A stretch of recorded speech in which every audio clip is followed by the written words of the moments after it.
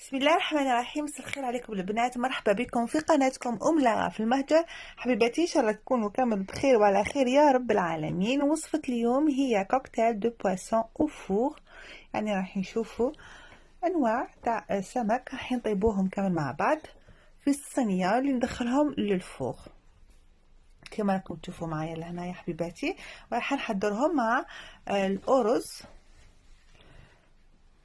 كما راكم تشوفوا معايا. هنا السمك اللي عندي دوراد باغ اكزومبل، عندي ميرلون، ستاجير اللي يكون عندك اي سمك يكون عندك. فوالا غسلته نقيته. عندي هنايا البصل اللي قطعته على هذا الشكل.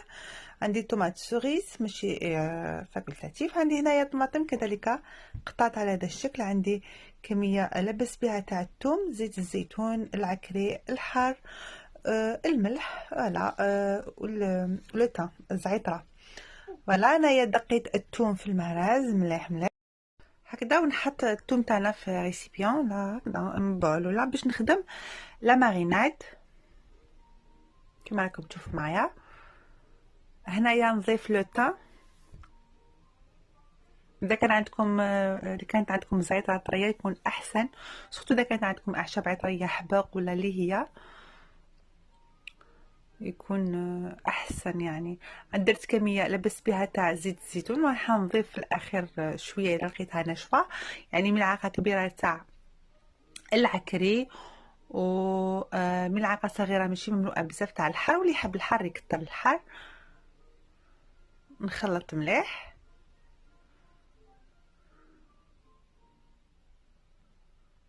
ونشوف اذا نزيد زيت الزيتون. قلت لكم انا يعني اكثر راني مسجله الصوت تاعي، دونك راح نزيد لها كميه قليله تاع زيت الزيتون، ونضيف لها كذلك كميه قليله تاع الملح. سو كنت ديجا درت الثوم بالمندقه، كنت درت لها شويه ملح. هنايا في الصينيه تاع الفرن درت لها انايا الالومنيوم باتك بيان سور غلفته ببابي كويسون. درت البصل والطماطم على هذا الشكل يعني عشوائي.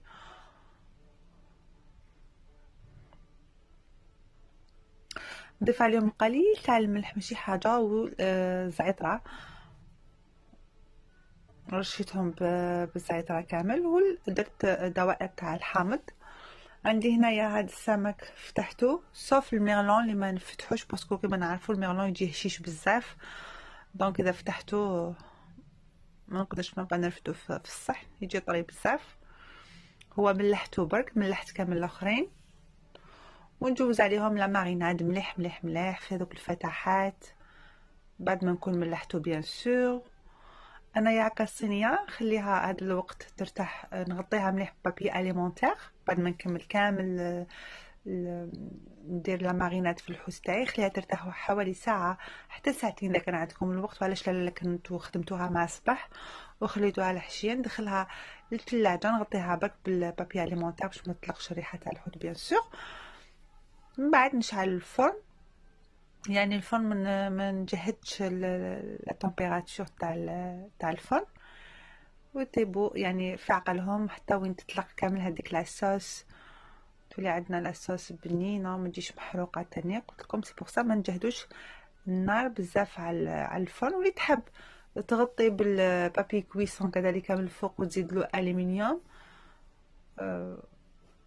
ندير انا ندخلو هكذا، ومن بعد ما نخليه يرتاح ندخلو ديريكتومون الفرن نخليه 25 دقيقه، يعني من 20 حتى 25 دقيقه.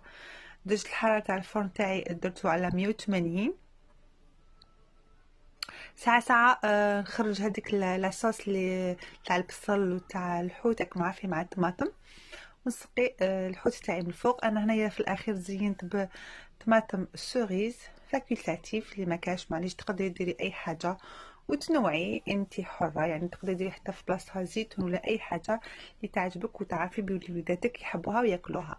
نجو لتحضير الارز. انا هنايا في قدر ولا في كاسرول كبيره عندي ضمه تاع البنه تاع الحوت درتها، ودرت الملح، ودرت انا هنا درت الزعفران، ودرت هنا لي ساشي تاع لوري. يطيبوا لمدة 9 دقائق. يعني كيما نعرفوا لي ساشي هادو ما فيهم لي تخو، دونك حيدخل الطياب فاسيلمون.